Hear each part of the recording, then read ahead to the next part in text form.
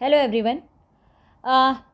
पिछले वीडियो में हमने चैप्टर 9 एंजाइम के बारे में पढ़ा था कि enzyme proteinaceous structure and such organic substance having proteinaceous nature which act as biocatalysed in living cell, they are known as enzyme.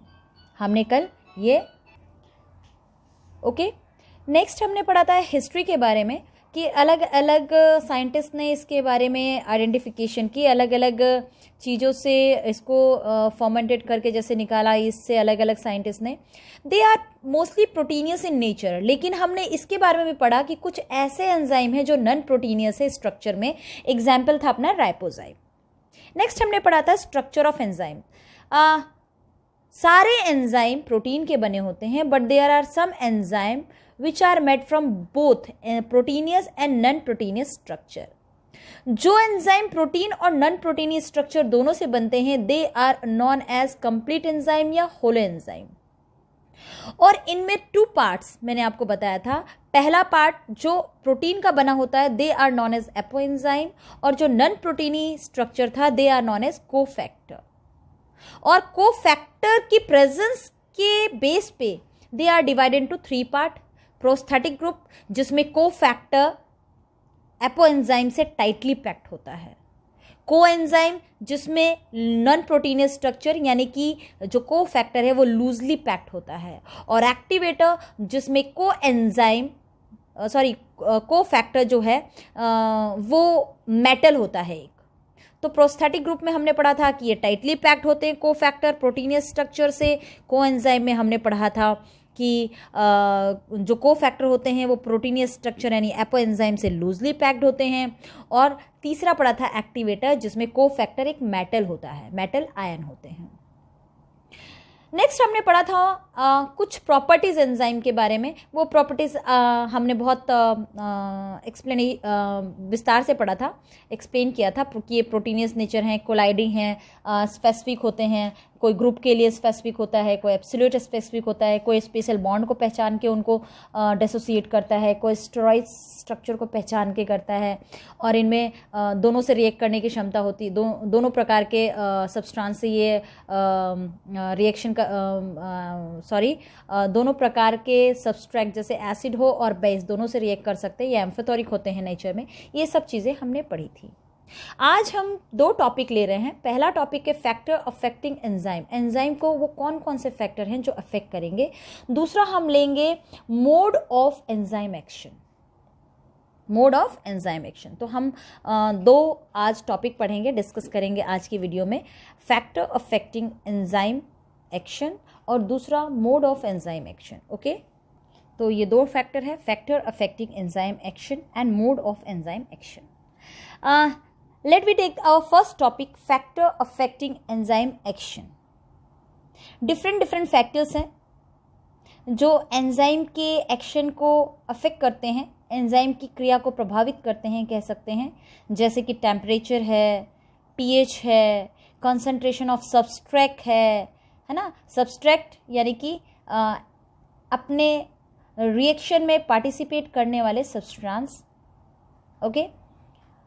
Next है एंजाइम का कंसंट्रेशन ऑफ एंड प्रोडक्ट यानी कि प्रोडक्ट का कंसंट्रेशन, एंजाइम इनहिबिटर और poison. तो ये कुछ factor हैं जो अफेक्ट करते हैं, तो इसको हम डिस्कस करते हैं।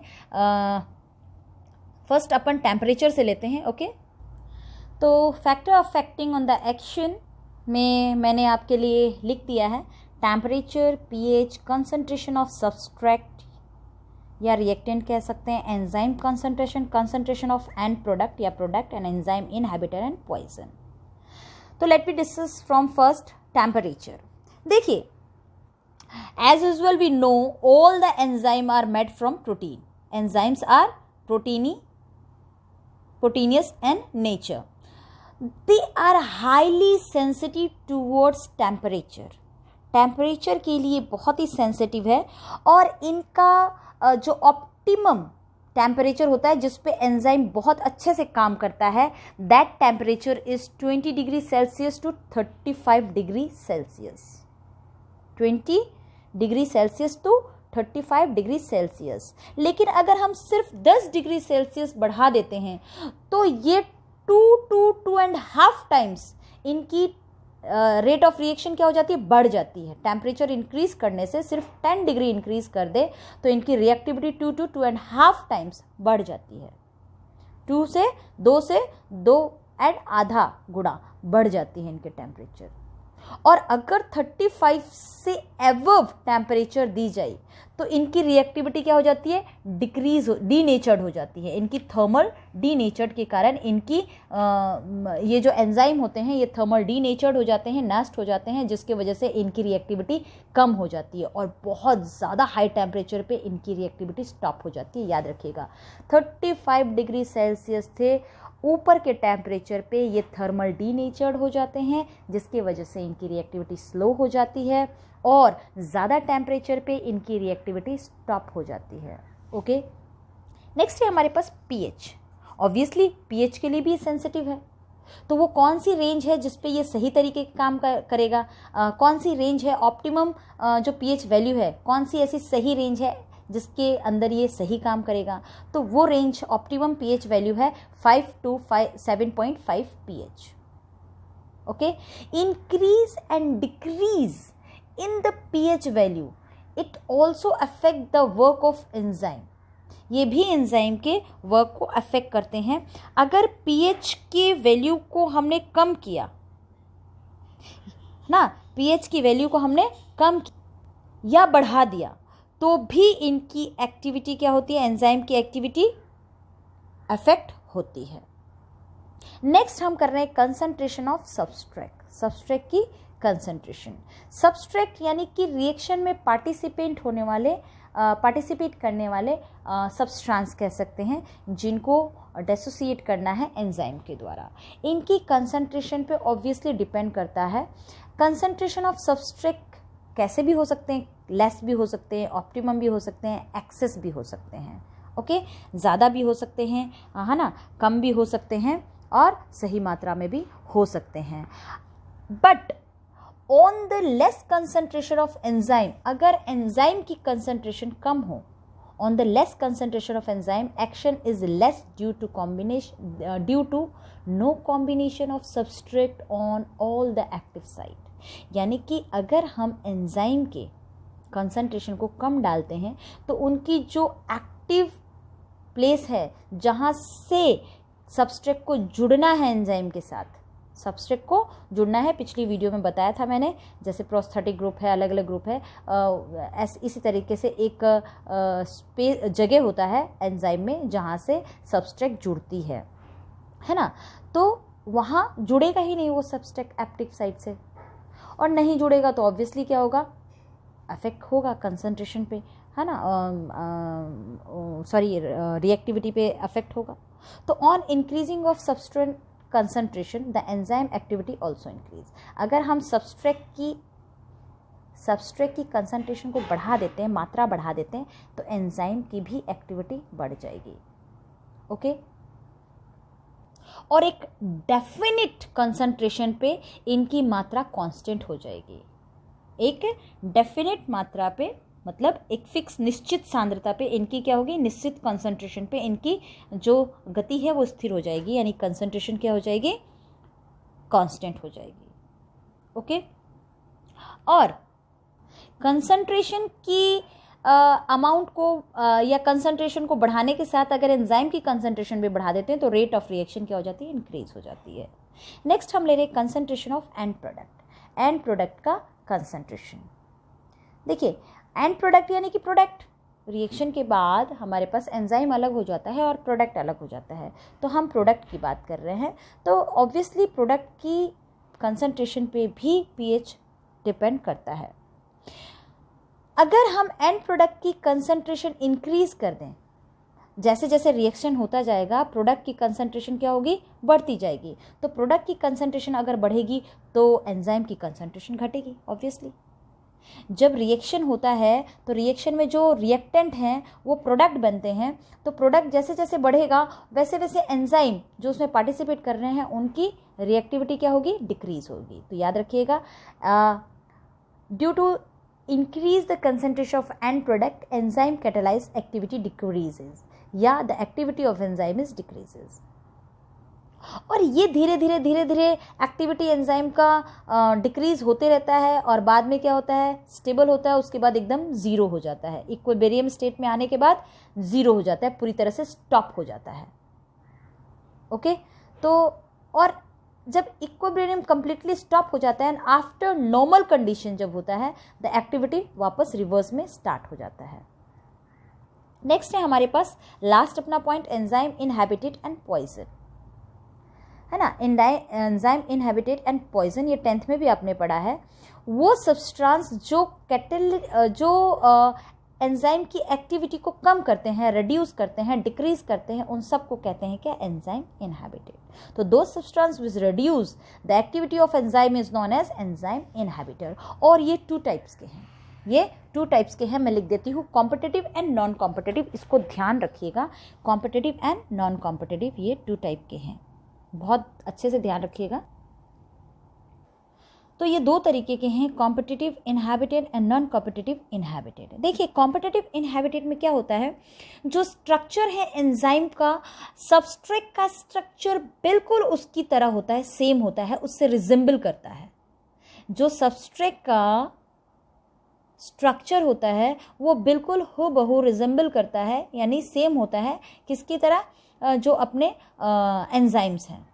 तो इससे क्या होता है, जब वो एंजाइम की साइड से जुड़ते हैं तो एंजाइम की रिएक्टिविटी, एंजाइम की एक्टिविटी को डिक्रीज कर देते हैं. तो the structure of such inhibitor resemble the substrate structure, thus inhibitor compete with the substrate. वो सबस्ट्रेट से क्या करते हैं, कंपीट करते हैं to combine at active site, उस एक्टिव साइट पे एंजाइम की एक्टिव साइट पे जुड़ने के लिए उसे कंपीट करते हैं, और it decrease the activity of enzyme. जैसे एग्जाम्पल याद रखिएगा, पूछा जाता है malonic acid is competitor inhibitor of succinic acid. Second है नॉन कॉम्पिटिटिव. देखिए नॉन कॉम्पिटिटिव में जो एंजाइम है उनकी स्ट्रक्चर शुरू में जो सबस्ट्रेट है उनके अकॉर्डिंग नहीं होता, लेकिन जैसे ही सबस्ट्रेट उसके पास अटैच होता है उसके एक्टिव साइट से, तो वो सबस्ट्रेट अपने अकॉर्डिंग उस एक्टिव साइट को क्या करता है, ढाल लेता है यानी कि अपना स्ट्रक्चर वहाँ अपने जुड़ने के लिए अपने वहाँ स्थान बना लेता है, जगह बना लेता है. लेकिन शुरुआत में वो उसके स्ट्रक्चर के अकॉर्डिंग नहीं था, यानी उसका स्ट्रक्चर जो एंजाइम का स्ट्रक्चर, एंजाइम का एक्टिव साइट है, एंजाइम का एक्टिव साइट सबस्ट्रेट के स्ट्रक्चर के अकॉर्डिंग नहीं था, सेम नहीं था, रिजेंबल नहीं कर रहा था. लेकिन बाद में वो उसके अंदर फिट होता है, तो वो अपनी जगह, सबस्ट्रेट जो है वो एंजाइम के अकॉर्डिंग अपनी जगह बना लेता, एंजाइम के अंदर एक्टिव साइट पे अपनी जगह अपने अकॉर्डिंग बना लेता है. ओके मैं इसको एक डायग्राम से बता रही हूँ. ओके ये देखिए, आप इस डायग्राम से बहुत अच्छे से समझ पाएंगे. दिस इज एंजाइम, ये एंजाइम है और ये एंजाइम की एक्टिव साइट है. यहां से आके ये सबस्ट्रेट हैं जो जुड़ेंगे.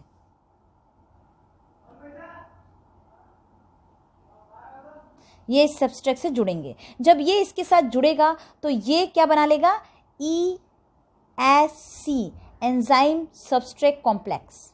ओके और ये इसके अंदर फिट आया, तो देखिए इसकी स्ट्रक्चर और इसकी स्ट्रक्चर रिजेंबल कर रहे हैं, और रिजेंबल कर रहे हैं तो ये इसकी एक्टिविटी को, एंजाइम की एक्टिविटी को डिक्रीज कर देगा. ओके नॉन कॉम्पिटिटिव, क्योंकि इसकी जगह पे जुड़ने के लिए क्या करेगा, अपने इस एक्टिव साइट पे कंबाइन करने के लिए 10 इनहैबिटर क्या करेगा, जैसे ही इसकी एक्टिव साइट पे जुड़ने के लिए जुड़ेगा तो ये इसकी रिएक्टिविटी को क्या कर देगा, एक्टिविटी को क्या कर देगा, कम कर देगा. ओके दूसरा है, यहाँ देखिए इसकी साइट जो है ये एंजाइम है अपनी, और ये एंजाइम की एक्टिव साइट. ये एक्टिव साइट शुरू में इसकी एक्टिव साइट एंजाइम सबस्ट्रेट के अकॉर्डिंग रिजेंबल नहीं है. सब्सट्रैक्ट से रिजेंबल नहीं हो रही है, लेकिन बाद में ये सब्सट्रैक्ट से रिजेंबल हो गई, है ना, सब्सट्रैक्ट से रिजेंबल हो गई और परमानेंट चेंज इसको कर दिया। और परमानेंट चेंज होने के कारण ये क्या हो गई, परमानेंट चेंज हो गई अब इसमें। तो परमानेंट चेंज होने के कारण the permanent associated denatured the enzyme molecule, इसने एंजाइम मॉलिक्यूल के एक्टिव साइट को ही डीनेचर्ड कर दिया, जिसकी वजह से ये सेल पॉइजन का काम करते हैं, है ना। Such substance are called cell poison. ये सब्सट्रैक्ट इसके अंदर फिट होके इसकी एक्टिव साइट के स्ट्रक्चर को क्या कर दिया, बदल दिया और परमानेंट बदल दिया, तो ये डीनेचर्ड हो गए। ओके, तो दोनों में याद रखिएगा, इसमें रिजेंबल करते हैं, इसमें रिजेंबल नहीं करते हैं, लेकिन जैसे ही इसके अंदर फिट होते हैं इसके स्ट्रक्चर को डीनेचर्ड, इसके स्ट्रक्चर को अपने अकॉर्डिंग परमानेंटली चेंज कर देते हैं, जिसकी वजह से डीनेचर्ड होते हैं। आपकी किताब की लैंग्वेज, बुक की लैंग्वेज के अकॉर्डिंग मैं थोड़ा सा बता दूं, कॉम्पिटेटिव में लिखा हुआ है the substance of the structure of such inhibitor resemble to the substrate structure and thus such inhibitor compete with substrate to combine at active site of enzyme molecule and because of which the energy activity decrease. Example बता दिया मैंने, melanic acid is a competitive of succinyl acid. इसमें दूसरा है non competitive, this type of inhibitor permanently attach with the enzyme molecule and bring structural change in it, structure के बदलाव ला देती हैं इसमें। एंड द परमानेंट एसोसिएशन क्या करती है, denature the enzyme molecule, enzyme molecule को डीनेचर कर देती है और ऐसे सब्सटेंस को हम सेल पॉइजन कहते हैं। Example lead ion, mercury ion और सिल्वर आयंस, ठीक है, lead, mercury and silver ions. Okay, ऐसा अपन ने देखा है साइनाइड डिस्ट्रॉय, एक इसी के अंदर टॉपिक है, अब पूछा जा सकता है cyanide destroy cytochrome oxidase in respiration process. तो रेस्पिरेशन चैप्टर के अंदर हम साइटोक्रोम के बारे में पढ़ेंगे, याद रखिएगा।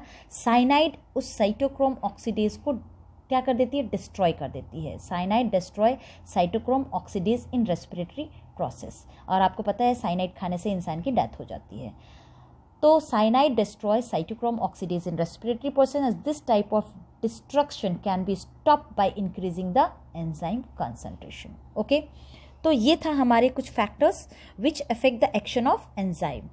Now हम ले रहे हैं अपने पास next हमारा है topic mode of enzyme action. तो अब हम लेंगे अपना mode of enzyme action. Okay, अभी था हमारा factor affecting enzyme action, अब हम लेंगे अपना mode of enzyme action. Taking the topic mode of enzyme action. देखिए, एंजाइम की एक्टिविटी डिपेंड करती है नेचर ऑफ सबस्ट्रेट, है ना। The working mode of all enzyme depend on the nature of enzyme and the nature and the participating substrate, जो substrate उसमें participate कर रहा है उस पर, और एंजाइम किस प्रकृति का है, किस तरीके का है, किस नेचर का है, उसके ऊपर डिपेंड करती है। ओके, तो मोस्टली देखा जाए तो एंजाइम का जो एक्शन है वो दो बातों पे निर्भर करता है। एक एंजाइम सबस्ट्रेट कॉम्प्लेक्स, जो अभी मैंने पहले बताया ESC पे, एंजाइम सबस्ट्रेट कॉम्प्लेक्स यानी ESC पे डिपेंड करता है, जो अभी हम और पढ़ते हैं अच्छे से। और दूसरा डिपेंड करता है डिक्रीजिंग ऑफ एक्टिवेशन एनर्जी। किसी भी रिएक्शन को स्टार्ट करने के लिए एक्टिवेशन एनर्जी चाहिए होती है, तो उस एक्टिवेशन एनर्जी मतलब किसी भी रिएक्शन, जिसको हम आगे और एक्सप्लेन करके पढ़ेंगे एक्टिवेशन एनर्जी को, तो थोड़ा सा मैं बता दूं एक्टिवेशन एनर्जी क्या होता है। ये एंजाइम की एक स्पेशलिटी होती है कि जो सबस्ट्रेट हैं, जो रिएक्शन में पार्टिसिपेट कर रहे हैं, है ना, उनकी एक्टिवेशन एनर्जी को कम कर देता है ताकि प्रोडक्ट बन जाए, है ना, ताकि प्रोडक्ट आसानी से जल्दी बन जाए, कम उसकी एक्टिवेशन एनर्जी को कम करके। तो ये हम आगे पढ़ेंगे। तो दो बातों पे निर्भर करता है, पहला formation of enzyme substrate complex और दूसरा डिक्रीजिंग ऑफ एक्टिवेशन एनर्जी। तो दो बातें हमारे पास लिख देती हूँ मैं। पहला, तो ये दो बातें हैं जिस पे एंजाइम की एक्शन डिपेंड करती है, कि ES पे, और दूसरा डिक्रीजिंग ऑफ एक्टिवेशन एनर्जी। उसके पहले मैं कुछ डिस्कस कर दूं वापस। देखिए, सारे एंजाइम मैंने बताया कि नेचर ऑफ एंजाइम और जो सबस्ट्रेट पार्टिसिपेट करता है इस प्रोसेस में, उस पर डिपेंड करती है। दूसरा, initiation of enzyme activity and rate of energy activity is related to formation of enzyme substrate complex. ये कॉम्प्लेक्स बनने के लिए दो चीज़ें रिस्पॉन्सिबल होती है, एक एंजाइम की एक्टिविटी का स्टार्ट होना और दूसरा एंजाइम की एक्टिविटी का रेट, वो किस तरीके से जो ES के बनने का रेट है उसको प्रभावित करती है या अफेक्ट करती है, कितनी जल्दी बनती है, देरी बनती है, उसके ऊपर डिपेंड करता है। तो अब हम फर्स्ट ले रहे हैं formation of enzyme substrate complex. Okay, formation of enzyme substrate complex में क्या होता है कि एंजाइम सबस्ट्रेट के साथ जब जुड़ती है, उसके एंजाइम से जब सबस्ट्रेट जुड़ता है उसके एक्टिव साइट पे, तो एक स्ट्रक्चर बनाता है जिसे कहते हैं ESC या एंजाइम सबस्ट्रेट कॉम्प्लेक्स। डायग्राम के थ्रू हम समझते हैं। ओके, नाउ ये देखिए, मैंने एक डायग्राम बनाया है, इस डायग्राम के थ्रू हम समझते हैं फॉर्मेशन ऑफ एंजाइम सबस्ट्रेट। ये है अपना एंजाइम और ये एंजाइम का है एक्टिव साइट।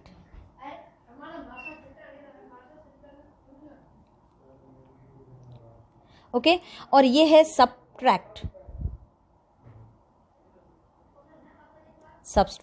ये सबस्ट्रेट इस एंजाइम की एक्टिव साइट में जुड़ करके बनाता है ESC यानी एंजाइम सबस्ट्रेट कॉम्प्लेक्स।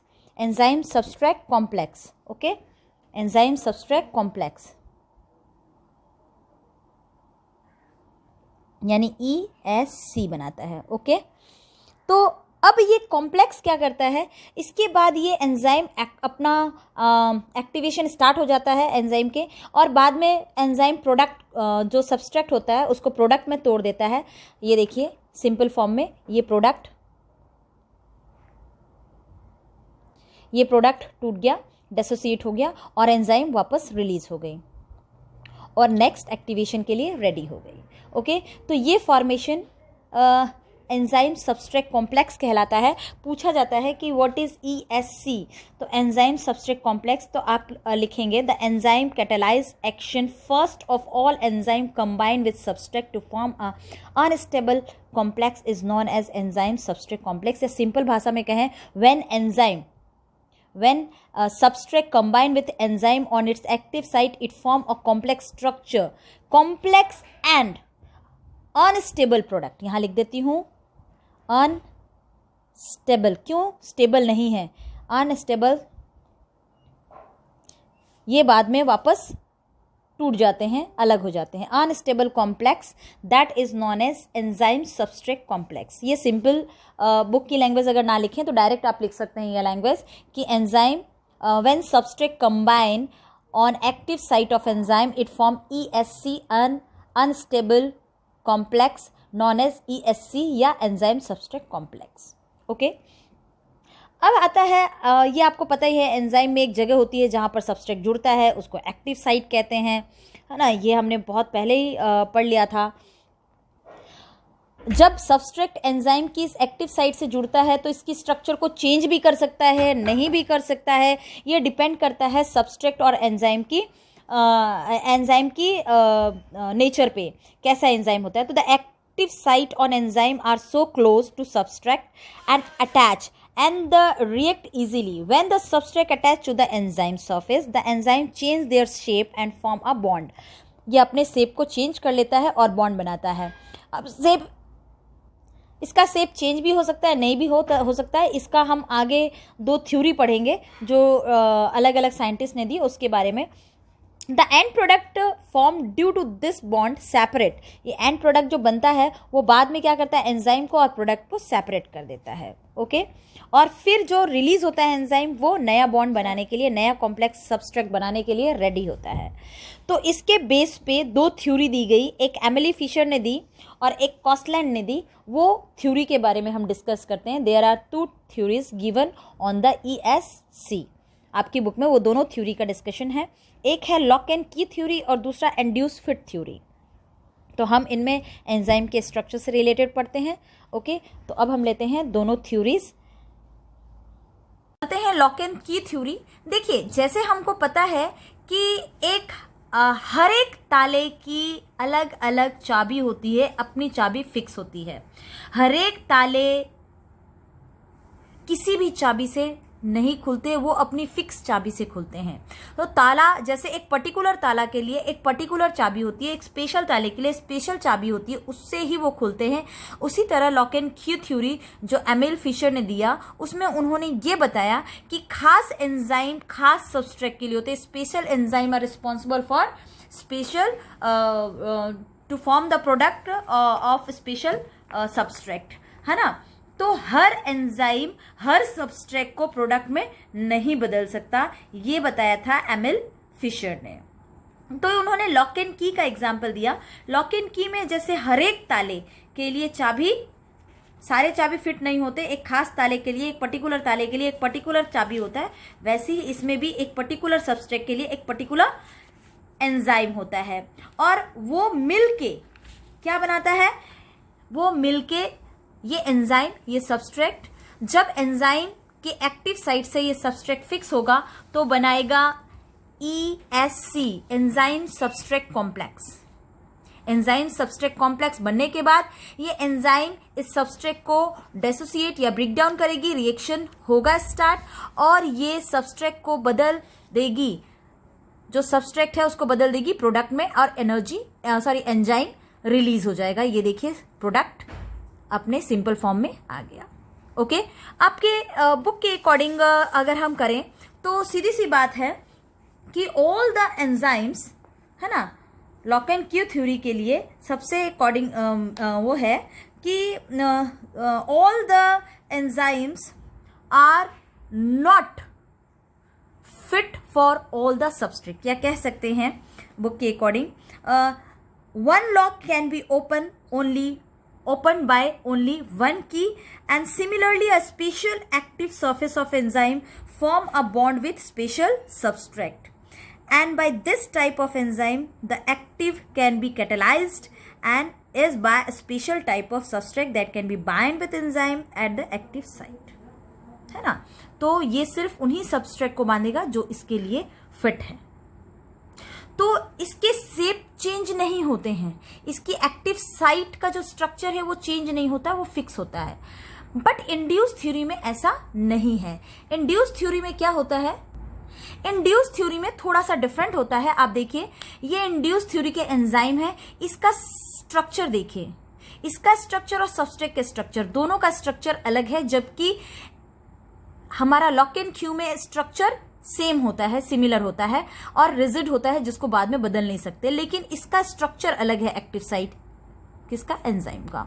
लेकिन जब ये दोनों मिलके सब्सट्रेट बनाते हैं तो देखिए सब्सट्रेट के अकॉर्डिंग, सब्सट्रेट के जैसा सब्सट्रेट का स्ट्रक्चर है वैसा एक्टिव साइट अपना शेप बना लेता है, और क्या बना देता है, ESC, enzyme substrate complex. And बाद में वापस बॉन्ड टूटने के बाद एंजाइम अलग हो जाती है और प्रोडक्ट अलग हो जाते हैं। ठीक है,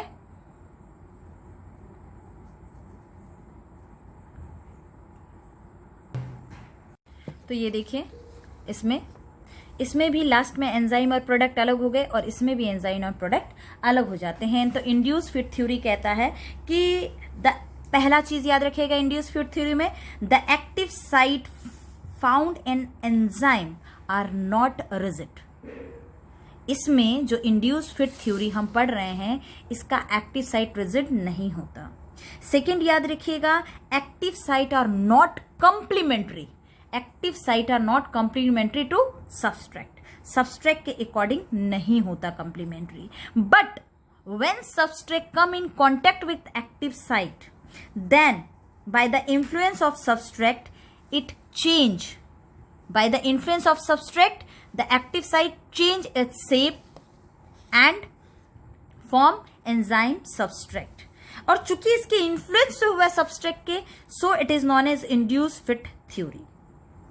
तो क्या होता है इस थ्योरी के according, active site present in enzyme change its shape by the influence of substrate, and so it is called induce fit theory. Okay, तो ये बातें याद रखिएगा इंड्यूस फिट थ्योरी की।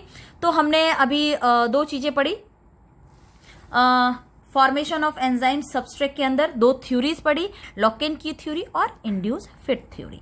ओके, इंड्यूस फिट थ्योरी में याद रखिएगा एक्टिव साइट रिजिड नहीं होता, जबकि लॉक-इन की थ्योरी में एक्टिव साइट रिजिड होता है। ओके, हमने मोड ऑफ एंजाइम एक्शन में ये पढ़ा था कि एंजाइम के एक्शन को अफेक्ट करने वाली दो चीज़ें होती हैं। पहला तो था ये एंजाइम सब्सट्रैट कॉम्प्लेक्स, जिसकी दो थ्योरी मैंने आपको बता दी। सेकेंड हमने पढ़ा था डिक्रीजिंग ऑफ एक्टिवेशन एनर्जी। तो नेक्स्ट हम ले रहे हैं decreasing of activation energy. Okay, next हमारा है डिक्रीजिंग या लोअरिंग ऑफ एक्टिवेशन एनर्जी। तो सबसे पहले बात करते हैं एक्टिवेशन एनर्जी क्या होता है। देखिए, किसी भी केमिकल रिएक्शन में एनर्जी रिलीज्ड होती है, ये आपको पता है ना। किसी भी केमिकल रिएक्शन में एनर्जी रिलीज्ड होती है। दूसरा, कभी कभी रिएक्शन को स्टार्ट नहीं करने के लिए भी एनर्जी की जरूरत होती है। तो रिएक्शन को स्टार्ट करने के लिए जरूरत होती है, बिल्कुल, है ना। कभी कभी रिएक्शन को स्टार्ट करने के लिए भी एनर्जी की जरूरत होती है, और उस एनर्जी को क्या कहेंगे? उस एनर्जी को कहते हैं एक्टिवेशन एनर्जी। ठीक है, the energy required for initiating the reaction is called activation energy. तो देखिए, आपके जो एडवाइज़र है इंग्लिश मीडियम की, उसके अंदर ये ग्राफ नहीं दिया गया है, बट गवर्नमेंट की बुक में दिया गया है, तो मैंने ये आपके लिए ग्राफ ड्रॉ कर दिया है। इसके मदद से समझते हैं। ये देखिए, ये पोटेंशियल एनर्जी है जो एक रिएक्शन को सबस्ट्रैट को प्रोडक्ट बनने के लिए चाहिए, उसमें यूज एनर्जी, और ये है रेट ऑफ सबस्ट्रैट। देखिए, सबस्ट्रैट है, ये ब्राउन लाइन से देखते हैं, सबस्ट्रैट है बिना एंजाइम के। बिना एंजाइम के इसकी बिना एंजाइम के कितनी ज्यादा एक्टिव एनर्जी यूज कर रहा है, देखिए। तो रिएक्शन को स्टार्ट करने के लिए इसमें एक्टिवेशन एनर्जी ज्यादा लग रही है बिना एंजाइम के, और प्रोडक्ट में बदल रहा है। बट ये ग्रीन लाइन देखिए, इसमें जब हमने थोड़ी सी मात्रा में एंजाइम ऐड कर दी सबस्ट्रेट के साथ, तो एक्टिवेशन एनर्जी क्या हो गई? कम हो गई, और सबस्ट्रेट में बदल गया। तो हम एंजाइम को ऐड करके, है ना, एंजाइम को ऐड करके एक्टिवेशन एनर्जी को कम करके भी सबस्ट्रेट को प्रोडक्ट में बदल सकते हैं। तो this is the lowering of activation energy. इसके ऊपर भी एंजाइम, है ना, इसके ऊपर भी एंजाइम का जो एक्शन है वो डिपेंड करता है। तो देखिए, in chemical reaction energy is release, but not to initiate these reaction energy is also required. कभी कभी रिएक्शन को स्टार्ट नहीं करने के लिए भी एनर्जी जरूरत होती है। तो obviously the energy which is required to initiate the reaction is called activation energy. जो एनर्जी चाहिए रिएक्शन को स्टार्ट करने के लिए, उसको एक्टिवेशन एनर्जी कहेंगे, है ना।